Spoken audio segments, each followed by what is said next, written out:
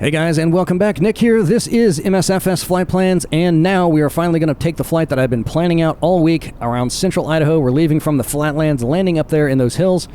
Going to be a pretty quick, short flight, I think, but what I wanted to do for this one, guys, is work on my radio calls with you all. As you know, if you've been watching for a little while, at least the past couple of months, I am now a student pilot. I've gone from simmer to student pilot. I have really just hit the life jackpot with that. It's been an incredible experience, and one of the things that I never touched in the sim, well, when I first started simming, I would leave the AI radio controls on. I mean, I just wasn't interested in that level of realism at the time because I had no desires to be a real pilot. I was usually flying without any other traffic turned on because my card couldn't keep up with that before. But it's a pretty big deal in real life, and because I had zero experience with it despite several thousands of hours of simming, now I'm having to learn how to do that from scratch. And you would think with all of the other things that I've had to learn about navigation and operating the plane and flying the plane and all that, reading weather charts and that radio would be the least of my worries, but it is just killing me. And people had told me that it would be a very intimidating experience, and I was like, how can that possibly be intimidating? But it is, and I'm not good at it. So the main reason I'm recording this is to show you guys how the application I'm using works if you're thinking about getting one that is not AI. The other one out there is VATSIM. I'll tell you about that. I'm using PilotEdge. I'll tell you why I selected that. And you have to pay for PilotEdge, and VATSIM is free, but PilotEdge isn't cheap, but it's pretty good. And I'll tell you why I selected it over VATSIM. Although I have signed up for a VATSIM account, it's a little bit cumbersome to actually get in there. I'll tell you all of that once we get up in the air. So what we're going to do here is hop in this thing. It's a pretty short little flight. I'll show you where we're going on little NavMap, and I'll tell you about some of the stuff that we'll see on the ground as we're going along, tell you about these airports, and some interesting tips about the area, as always. But let's go ahead and hop in here real quick and get this thing fired up and get our radios set up for that. So we'll just Shift-C it. In we go. And hello, Will. Nice to have you back again. Okay, so we already got the fuel turned on. And usually if I was doing this on my own, I would go through my laminated checklist for the real Cessna that I'm flying, which does have the same tail number because it's kind of important when you're working on the radio to say the same thing over and over again. Okay, so the first thing we do is get all our lights on, which we have here. Turn our battery on. And we've already got the mix set. Now, you're going to see here in a minute, our altitude is almost 5,000 feet. So we're going to have to pull that out a little bit or we're never going to get off the ground. Give it just a little bit of throttle. And go ahead and fire her up. All right, we're good to go there. Get that turned on. I know it sounds a little bit quiet, but the radio in the ATIS is going to be louder if I turn up the volume of the engine. So we'll just have to deal with that being a little bit quieter than I prefer. One of the things that I wish the sim would do, and I do have a butt kicker, man, when you fire the engine up on these things, the whole thing starts shuddering and shaking while you're on the ground, which is kind of a neat sensation. Okay, we'll get that good. That's good to go. All right, so first let's go ahead and get all of our frequencies in. So this airport that we're taking off from, if you're already a pilot, you probably know this. If you know how to use the radios and all that, you're probably not going to care about this. But if you are curious about the comparison and contrasting between VATSIM and PilotEdge, you may find some value in this as well. This is an untowered airport, and there's no ATIS frequency that you can tune into. So what we would do here, in that case, if there was another one really, really close, we could try to find out what our altimeter setting is. But since we don't have that here, what we're going to look at is the field elevation, which is 4,842. And then what we'll do is come over here and just adjust our baro to where that gets closer to this. So you can see we're a little bit off right now. So we need to adjust that if we can get on the right. It's not adjusting, it's adjusting the wrong thing. Come on.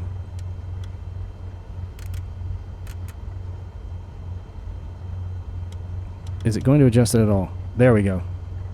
We're going the wrong direction. So we'll get up to 4,804. That's pretty close. Okay, so 30.05 is what we'll roll with from here. We're pretty close. You need to be within 75 feet of field elevation. So we're close there. Our airspeed is indicating 0. Vertical speed indicators indicating 0. So that is all good. Good and fine and dandy. So let's plug in some frequencies here. Once we get up in the air, we can't get it from here, but we'll need the ATIS for the airport that we're coming into, which is Class Delta. The reason I chose this airport out here in the middle of nowhere is there's a pretty good chance we won't hear from anyone but the controller. And I like to keep it nice and easy because I am that early in the process. So for this one, we have what's called a multicom frequency. Sometimes these little remote airports will have their own CTAF, Common Traffic Advisory Frequency, which is usually stated in the sectional chart. In fact, it would be if they had one, but they don't out here. It's 122.9, which is multicom. And when you're at an untowered airport, that does not mean, well, legally you don't have to talk to anyone. I don't know why you wouldn't, especially if there's other planes flying around. But since there's no tower giving you separation services and all that, you need to let everyone else know exactly what you're doing, both on the ground and in the air. And because there are multiple airports in this area, all operating on that multicom frequency of 122.9, we're always going to start and end all of our radio calls by saying Magic Reservoir, which is the airport that we're taking off from, so that people don't confuse us with an aircraft at any of the other local airports. Okay, so 122.29, we'll set the first one to that. I'm going to zoom in a little bit here, so just bear with me while we get this set up. 122 point. That's going to take a little bit of spinning, so we'll just hold that down. Oh, if you push it, then okay, let's just do this. 122.2. Warmer. Oh, we overshot it. There we go. All right, so we'll switch that one over to primary, and then we'll put the tower at Haley, which is where we're coming into, 125.6. And I would have, yes, just set this up in advance, but leaving the battery on while I'm standing outside the plane would kill the battery, and then we'd have to deal with all that, so we're not. 125.6, we're pretty close to that, so we'll just scroll away. All right, once we get in the air, we'll click over to those guys because we'll need to let them know that we're coming. So on our COM2, we're going to, let's click that once, get to the standby channel. We're going to go ahead and put in the ATIS frequency for the place we're coming into, which is 128.225. 128. Let's see if I can hold it down without pushing that button again. And we overshot it, so we'll just come back a little bit. 0.225. Okay, we'll go ahead and make that the primary, and then once we get up there, we'll just unmute COM2. And then once we get away from this airspace, we'll switch over to the ground frequency for the airport that we're coming into so that we can get our taxi instructions. Okay, so that's all set up for now. Let's go ahead and take a look at our map. And of course, this flight plan will be included if you want to take a nice little cruise like we are here. And there's some neat looking stuff to look at.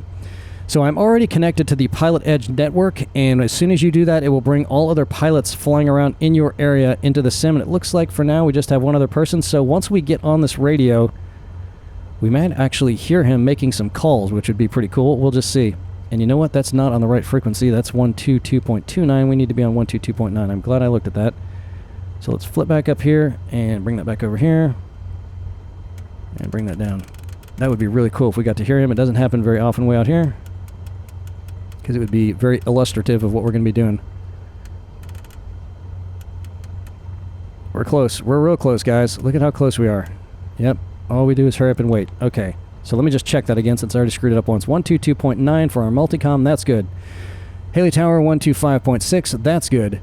Our ATIS is 128.225. That's good. Okay, we're all set. All right, now we can look at a little NavMap real quick as I bring it over. And let's blow this up a little bit.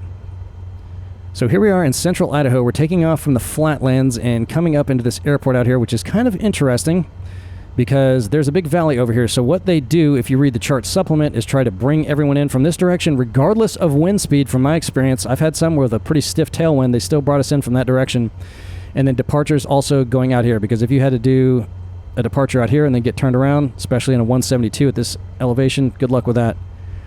And you can see now I have all the airspace and special use airspace and restricted airspace and all that turned on, because that has also become fairly important to me. If you ever want to turn that on or off, just click this button up here at the top. You can turn them on or off, and if you just want to do individual ones, you can use those buttons up there. So what you have to do here in non-towered airspace is make all of the radio calls yourself, because there's no tower offering separation services or anything like that.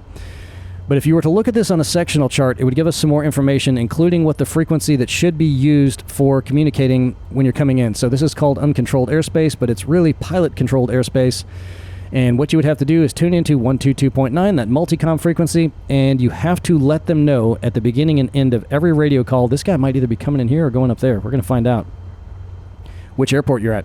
Because this airport, that airport, and this airport over here, probably all of these are also using 122.9. So if I just said Cessna 200 Papa Foxtrot, left base, runway 22, no one would have any idea which airport that relates to, because all of these guys would be able to hear the same frequency. They're all on the same frequency. So that's very important, and it sounds very easy, and I rattled that off pretty quick, but only because I've done it about 50 times now, and I'll probably still screw it up. So just as much for you guys, I want to have a record of how difficult this was for me in the beginning, just as a reminder when I look back on this 2 years from now, and it's not difficult, that you can learn anything with enough reps. So once we come up, we're going to cruise over here, bank back over this way, and check out this little dam right here. I haven't flown by that yet, and I bet it looks pretty good because it is an earthen dam. I bet that's going to look good. I'll tell you about that reservoir in the dam once we get out there. And then we got the Black Butte Wilderness area. This is an inactive volcano, which looks pretty good in the sim. We'll take a look at that. And because I'm going to mention it once we're out here, we won't fly all the way over there, but this is the Craters of the Moon National Monument area. We'll just take a look at little NavMap now so we don't have to do it at the end. And you got a couple little airports out here, and you would think with a name like Craters of the Moon National Monument, there'd be all kinds of cool stuff to see, but there's not. I did fly over it. There's a couple of different cones you can check out like that one, but they're kind of rounded off and shallow looking. Even up here, they kind of look like that. Not all that great. I mean, I guess if you were driving down there and walking around, it'd be pretty cool, but not that great. So save your time if you don't want to go out there. Looks cool from up here, though, doesn't it? And as you'll hear about in just a minute, they're fairly recent volcanoes. This guy is landing. That's cool. We'll probably even see him coming in. Not making any radio calls, though. Interesting. Okay, I did also add range rings here because what you have to do when you're coming into Class Delta airspace, which is what this is right here, is when you're 10 miles out, you need to let them know you're coming in and which direction you're coming in from. After we do that, he'll tell us probably straight in for runway 31 because, again, so far, regardless of wind direction, he or she has not had me come in from this direction, which will be a nice, easy, straight shot on in. And I just noticed they have a little DME right there, too, which we will not be using. So that's it. That's what the flight's going to look like. Once we actually get to the airport, I do use Navigraph because it will track the plane as you're coming in here. And I want to know which taxiway we're on once we get off. I'll let the tower know if they don't tell me where to taxi to, which so far they usually do. But if we have to tune to ground, we'll just let them know where we are, and we just got one runway here. This is very handy if you get into bigger airports, even some Class Deltas with multiple runways. You could have all kinds of taxiways all over the place. And if you don't know where you are and what the names of the taxiways are, it gets really confusing really quick. Navigraph is a paid subscription, so just a heads up with that. But I like it because if that little button is flashing like it is right there, it'll actually track our plane as we're coming in, and I'll know exactly which of the taxiways we're on. So I'll be looking at that as we come in. And that's that for that. Let's bring it back over here, and we will get moving. And I've got some updated information about that trim wheel fix that I mentioned in that last video. I'll tell you about that in just a second. I did try out the other one that people started recommending once we got that video posted. All right, parking brake's already off. All of our lights are on. Everything's looking good. Let's start rolling here. We won't do the run-up and all that. So the first call we need to make is before we get onto any runways. And much like in real life, if there was this little traffic, I might be talking to myself, but we're going to do it anyway just for the sake of the practice. I got a little float plane out here. Come on, turn all the way around, baby. There we go. I'm probably going to nail that guy's wing. Oh, look at that windsock. This is the live weather. You have to use live weather for these live ATC things. All right, so what we're going to do is take off from 22, which is to our left, so we're going to have to back taxi a little bit, so we need to make a call for that. And let me zoom back in on little NavMap so we get all the runways right here. And I do have a push-to-talk button that I have linked in on my yoke now, so when I push it, if anyone is out there and listening, they will hear us making this call, and we'll see if they say anything back, if this guy's doing any pattern work or anything like that. Magic Reservoir traffic, Cessna 200 Papa Foxtrot, backs taxiing on 04 for departure on 28 to the south, Magic Reservoir. Let's see if he says anything. So that's it.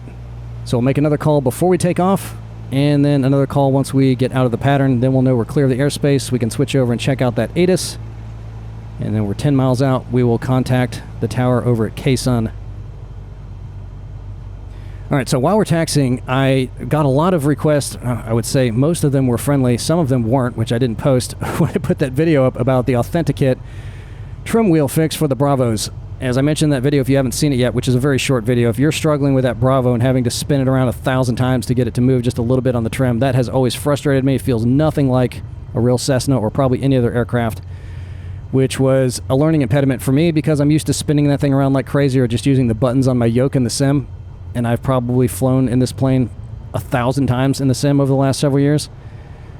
But that thing didn't feel realistic at all. And you use the trim a lot in real life, that trim wheel. So I wanted to find a way to make that work or feel like it should. I didn't know if anything existed. I just typed a search in YouTube and came up with an older video, 3 years old, from Mark's channel over at SimHanger, introducing me and all the rest of us to a fix from AuthentiKit. They've got a little tuning app that you can use for that, which turns that thing into an axis instead of a button clicker, which is what's happening when you turn it as it is.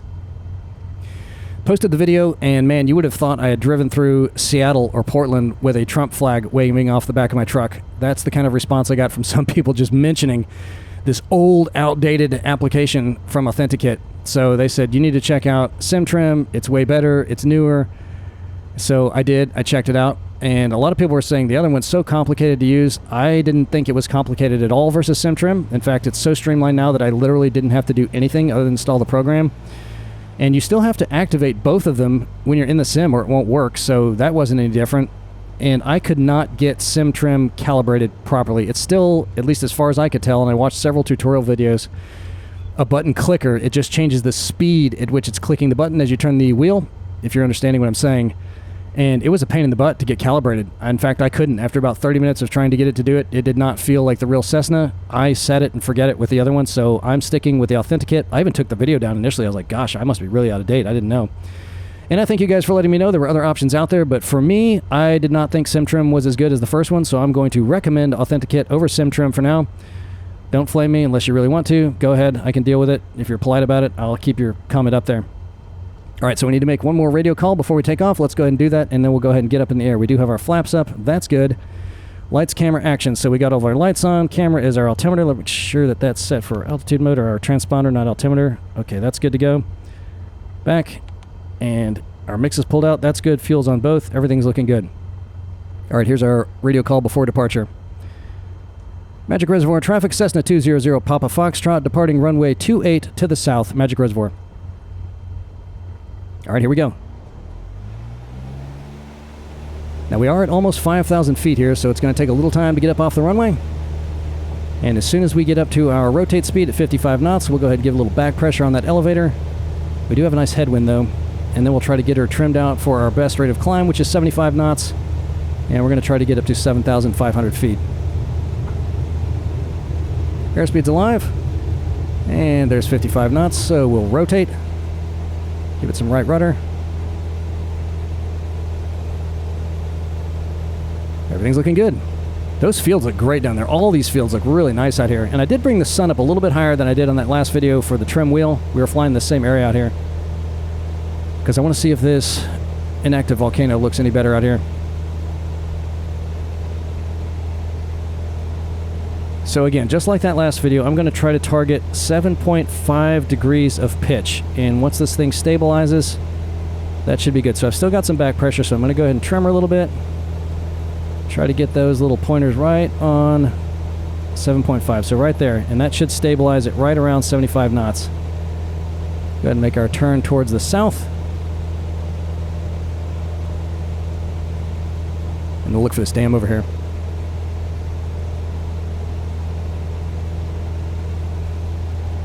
Can't climb too quick out here, not this altitude. Okay, a little bit of forward pressure because we're getting a little bit more vertical lift. And we'll trim her out again. Yeah, this AuthentiKit trim, I mean, it is spot on. The other one was a huge pain in the butt for me. Sorry if you're a big fanboy of that, but I gave it the old college try, and it was more difficult to use. Granted, I probably was doing something wrong. That's usually the case with me, but the other one, I didn't even have to think about it. Okay, so we'll go ahead and check out the ATIS here in just a minute. Let me go ahead and see if I can get her trimmed out just right here so we can keep this climb going. We do have some gusting probably, so it's not going to be right on the money, but we're pretty close. Look at that airspeed. Right around 78, holding pretty well. We'll just see how she tracks as it oscillates up and down. Alright, so making this left turn here, let me zoom out a little bit on little NavMap so we don't miss this dam. I'm going to take a look at that damn thing. So Magic Reservoir, I don't know why it's called that. What a cool name for a reservoir. There's a dam right there. Look at that. They made that dam and the reservoir in 1910. So that's pretty old. It's just an earthen dam, as you can see. That looks pretty good and pretty true to life, actually. So it's been around for a while when they dammed up that river there. And they dammed it up for some hydropower. They're running a little bit of generator down there, and then they're also using that reservoir. As you can see, it looks pretty dry out here for agriculture. We'll take a look out this side window. Get a little more trim. And man, the places they're pumping the water to are not really anywhere around here. You can see they just have a couple little fields out here. That looks pretty good.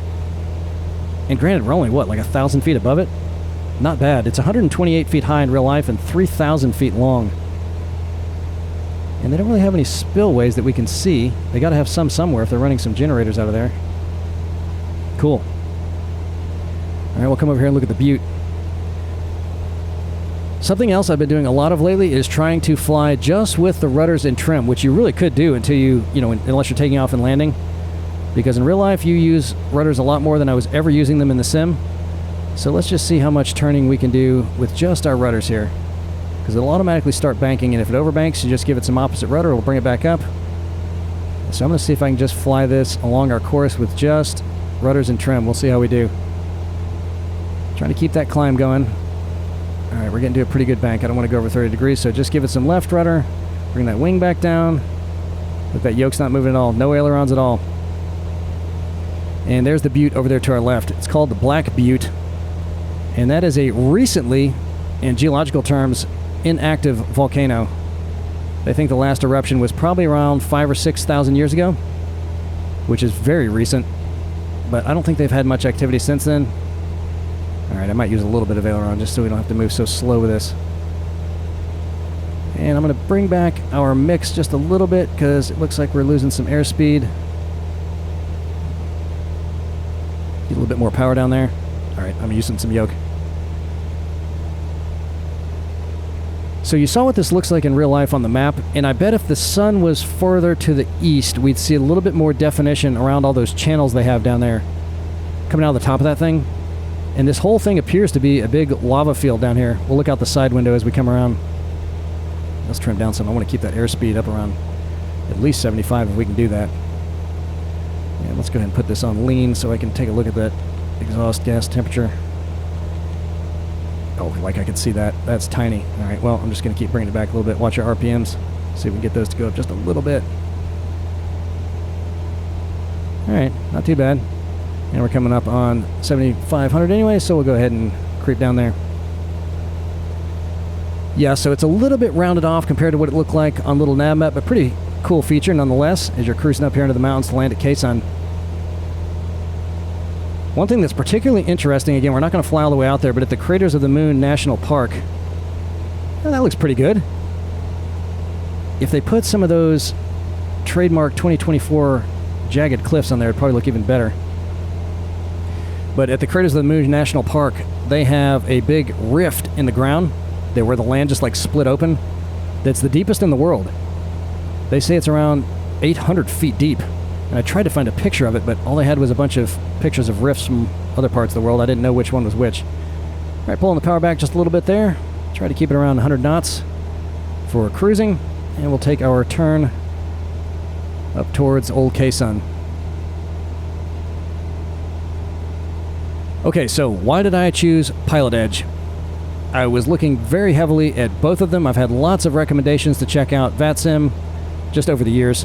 None that were really urgent once I started flying around in real life. But someone said you have got to check out PilotEdge. They had used it when they were in flight training and said it was fantastic. So I'll compare both of those two in case you're thinking about doing the same kind of thing. For one thing, VATSIM, well, what initially hooked me with PilotEdge is they have some great free training videos, very extensive. Some of them are like 2 hours long, 3 hours long. I've started watching all of them. They're really good, and they're like seminar style with other participants.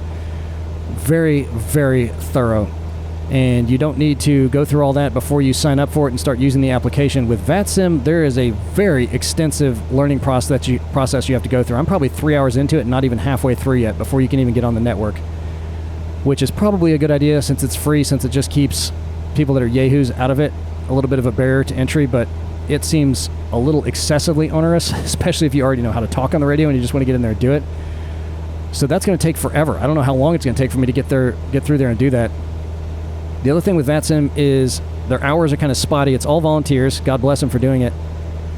But it's in the United States. The last time I looked at their little thing that showed the map of where they were active, there were 3 locations in the U.S., central U.S., and 1 in Europe. But I was reading some of the feedback for it, and they said you never know if someone's just going to, go to bed or something, and then you don't have a tower you're talking to. If you planned a long flight to an area, and the next thing you know, the tower's not active, that would be a problem.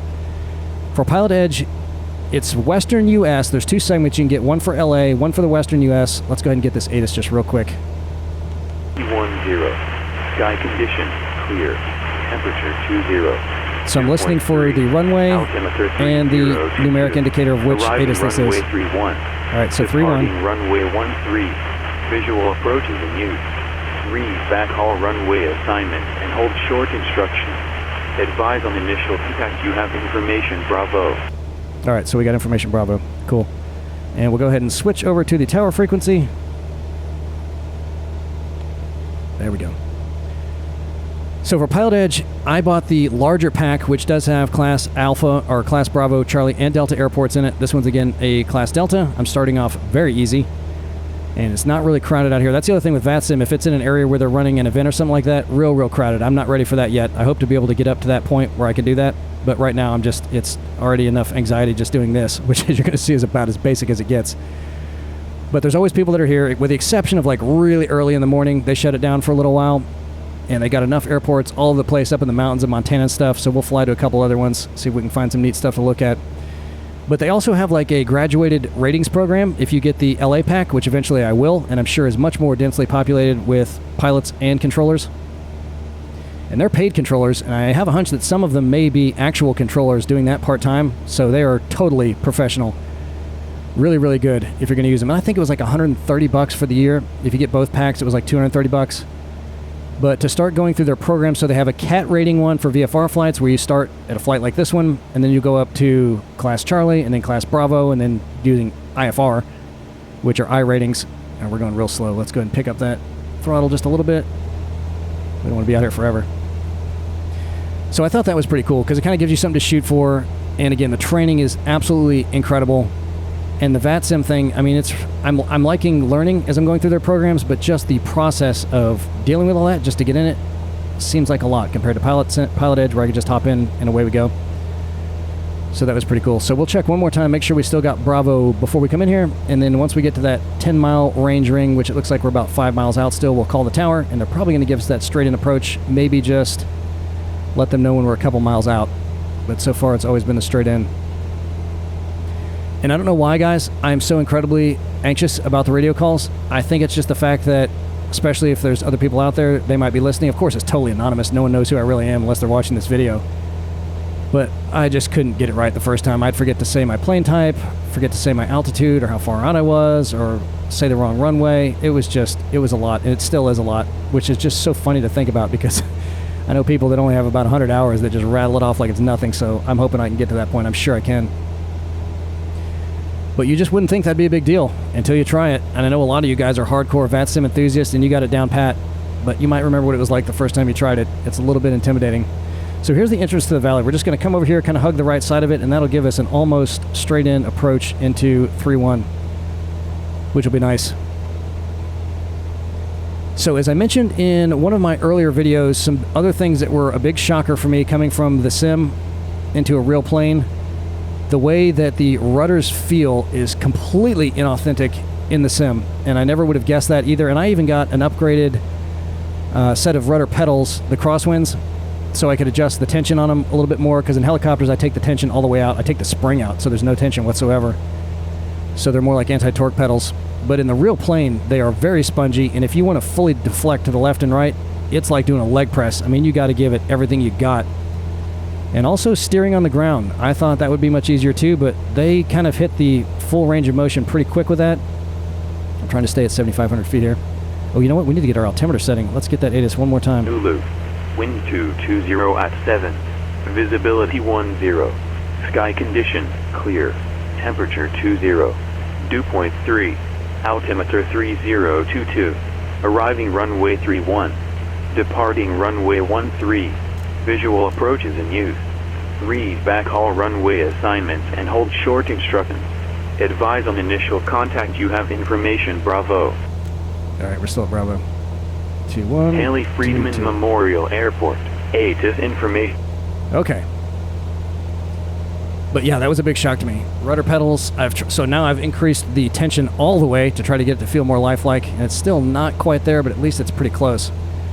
And I also got the little hydraulic buffer too, which helps a lot, because then they don't just snap right back as my old pedals used to. I used to have the Logitech pedals. So a little quick blurb about the airport we're coming into. It's called Freedman Memorial, although it's Haley Towers who we're going to call up. because it's near the town of Haley. But this opened up in 1932, servicing the town of Haley, which I have to imagine was just a map dot back then. It's still not super big. But it's named after, the airport's named after Simon Freedman, who was a rancher who settled out here in the 1880s and then became the mayor for a while in the early 1900s. So maybe a bit of a local folk hero.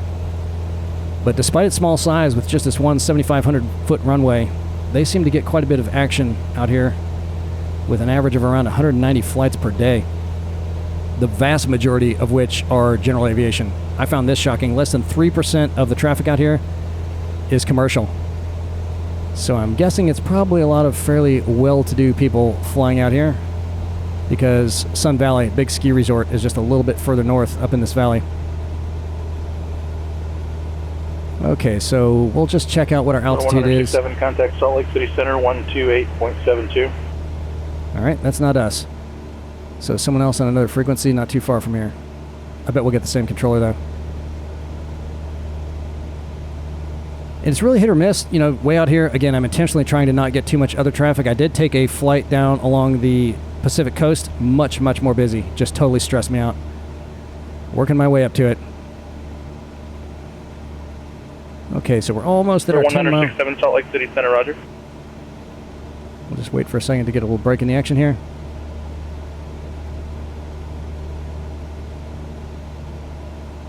Haley Tower, Cessna 200 Papa Foxtrot, 10 miles to the southeast with Bravo, 7,700 feet, full stop.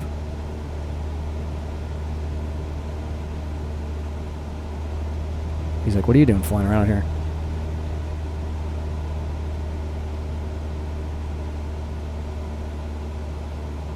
He's probably looking at his chart like, okay, where the heck is that airport?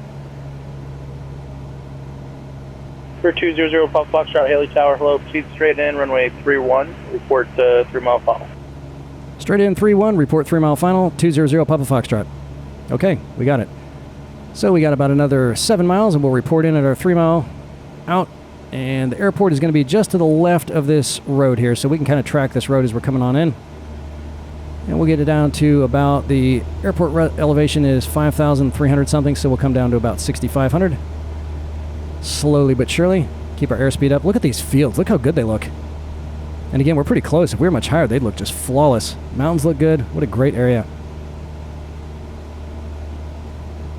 So, what all have I been doing in the real plane so far? Well, I can tell you for my first 3 flights, I was feeling pretty good. And it's funny, if you've been simming for long enough, and I know a lot of you have, if you've never hopped in a real plane before, you'd be surprised how natural it feels. But the landings are a different ballgame, and I can't even, I've got to be in the hundreds of landings in a 172 here in the sim. But for the first time on my last flight, which would have been my 4th flight up, it was a little bit choppy, or a lot choppy, down into the clouds, and I got a real wake-up call. It was harrowing, it was hard to keep it on the center line, and I dropped it pretty hard a couple times on there, so that was like, all right, Nick, you don't have this. But I just keep telling myself, all these thousands and thousands and thousands of other people have figured it out. And as I was leaving, a guy came into the classroom that looked like he was probably in his teens. Of course, now everybody under 30 looks like they're teenagers to me. And I was like, okay, you got this, Nick. You can do it. But I just want to get some more reps with that. So we did some stalls, some slow flight activities. Slow flight wasn't a problem. My first attempt at stalls was a little bit harrowing because it stalled and dipped the wing to the left on a power-on stall, and my instructor was like, right rudder, and I'm just stomping on the left rudder. And he's like, right rudder. And then I realized that I was stomping on the left rudder, which is a little scary. That's a bad spot to be in when you're turning into a stall. But we got that sorted out, which is why I'm trying to do a lot more of just the rudder flying to the extent that I can. And when I was coming in for my approaches, I've been watching a lot of online videos of people talking about using the rudder on approaches, and I was using it way too much. You do a lot more aileron to try to stay on the center line, and only if you need to slip, start using that rudder more. So I'm trying to incorporate all of that stuff. Okay, we're coming up on the 5-mile mark. And I'll make a call. I like this altitude. We'll try to stay at 6,400. If we can, let's just trim her up a little bit there. Yep, the AuthentiKit is definitely the one for me. I prefer it at this point, unless I just totally missed something with the other one, which again, I probably did. So we've still got one more user or member recommended flight that we've got to log before we can shut down the quarterly flight plan competition, which has now turned into a 6-month flight plan competition. But as soon as we get it, We'll shut her down. I'll post a link to the videos in our community section, and then we'll go ahead and vote as a sim community. The winner will get a $75 gift card to the sim vendor of your choice. Just let us know a spot that we got to check out. You can leave it in the comments. You can hop on our Discord server if you want. There's a section for that there. I'll leave a link for that in there as well. Okay, we're coming up on 3 miles, so let me make this call real quick. Haley Tower, Cessna 200, Papa Foxtrot, reporting 3 mile final.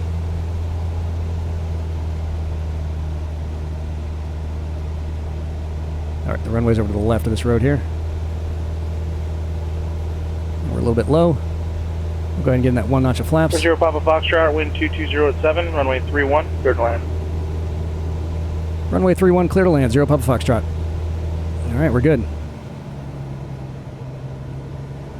So let us know. You know, sim traffic has been slow, but there is a big world out there for us to explore. Our next few flights, we're going to get back in our usual routine, do some fun flights.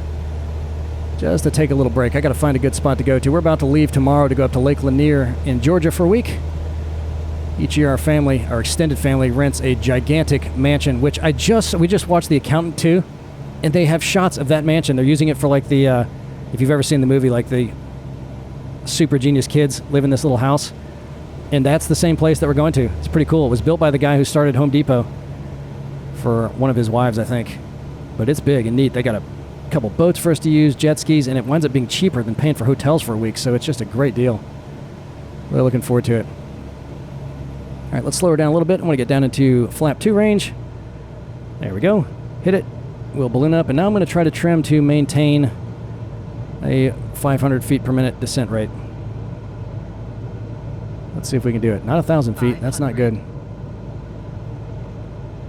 Yeah, we got some winds coming here. I wonder what direction I actually blow. Okay, we got a 15-knot crosswind. This will be fun. And we'll go full flaps. We're going to get a big balloon here, which is very lifelike. Keep that nose down. We want to try to keep that airspeed around 60 knots.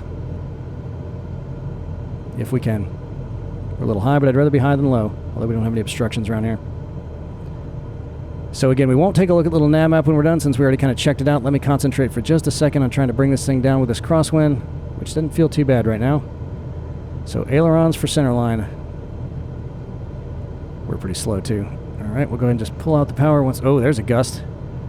Power out. And some aileron into that wind. Give it some right rudder. Well, that was a lot better than my landing in real life, I can tell you that. And man, it was also, we got a real big, so we're leaving from an untowered airport, but we got a couple of big airports around us. Cecil Field, if you're from Northeast Florida, we were flying over there and doing some... left when able, taxi via Bravo to the ramp, and remain on this frequency. Remain on frequency, taxi via Bravo to the ramp, 0 Papa Foxtrot. Thank you very much. No problem. But we had all kinds of planes that were coming in there, had to do a few 360s to get out of their way, and one thing that actually has scared the crap out of me, once you get away from the airports, you're just watching for other traffic. We didn't have any kind of device that, well, then you can get some stuff called a FISB that'll show you, or TISB actually, that shows you if there's other traffic through ADSB. We didn't have that in the Cessna, and there was a few times my CFI spotted some planes off in the distance that I did not see at all, and I'm really working on trying to keep my eyes outside of the cockpit more. But that was a bit of a wake-up call too. All right, we're going to take this taxiway right here. And a little bit scary. They weren't like real close to us or anything, but just the fact that I couldn't spot them as easy as he could, and I had my glasses on and everything. I need to try to become much, much, much more aware of that. But there's a lot going on in a real plane, which I just find exhilarating. When you're done, when you get out of the plane, it really feels like, I don't know if you've ever been in a fight in real life or almost been in a fight, like just that, like you feel like you want to throw up when you're done. Like, I don't ever want to do that again, unless you just really like fighting. And the next day, it's like, I can't wait to do that again. But the 24 hours after that flight is like, man, I don't think I'm cut out for this. And then, at least for me, I get a little bit of a rush from all the fear. Okay, so you're not fully off the... 167 descend via the Utes 1 arrival, landing north, Salt Lake altimeter 3003. All right, so we're not fully off the runway till we get all the way across all parts of the plane, across the whole short line. So now we'll go ahead and bring our flaps up and finish our taxi over here. And we'll get some of these lights off too, so we don't blind anybody. And we'll leave the taxi lights. I can't see which one's landing or taxi. I'm guessing that's probably the right one. I'm not going to mess with the camera angles. I do have an add-on for this airport, by the way. It was made for 2020. It's free. I'll link it in case you're flying in 2024. The runway markings are better. The taxiway signs are better, which is kind of important if you're talking to a real air traffic controller and getting taxi instructions. But they're We'll get a few flashing planes at some point and a few floating signs, so it's probably much better in 2020, but if you want to install it for 2024, go nuts.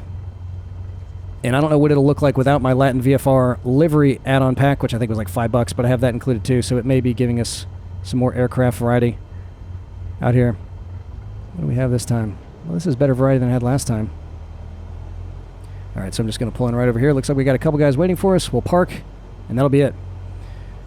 So I hope you guys found some value in this. Again, if you're looking for trim wheel fixes, go ahead and try sim trim, if that's what it's called. Again, a lot of people were recommending that. Some forcefully recommending it. For me, I felt like the AuthentiKit one was better, which is the one I made the video for. If you're looking for live ATC stuff and you don't want to pay for it, VATSIM, I'm sure, is the way to go. Just brace yourself for going through a pretty lengthy onboarding procedure for that. And maybe a little bit more unpredictability as far as places you want to try to fly. I'm very content with PilotEdge, but again, I paid for it, so you're getting what you pay for with that, I guess. But I am going to try VATSIM. I want to do it. I want to do it in a really, really crowded area. I'm just not ready for that yet. We'll stop right here. So that's it for this flight, guys. I'll be gone for a week, but if you got a spot we want to check out, let me know. Someone recommended the Darien Gap. That's gotten a little bit of political publicity lately, so we'll fly down there in Central America, see what that looks like. Kind of some interesting stuff to talk about around there. Probably some cool-looking landscape as well. But anything else, I got a couple things on my mind, but those will not be included in our competition, so let me know. Just drop me a line. Even an area is fine. If you got 2 airports to fly between, even better. If you have landmarks to check out, even better. But if it's just an area, I'll fly it anyway. I fly every single one of them. If it's cool, we'll post the video, vote, and you might be the winner of 75 of my dollars. Then you can get on to PilotEdge if you can win 2 of them. That's it for now, guys. Can't wait to see you all again in the skies. Later.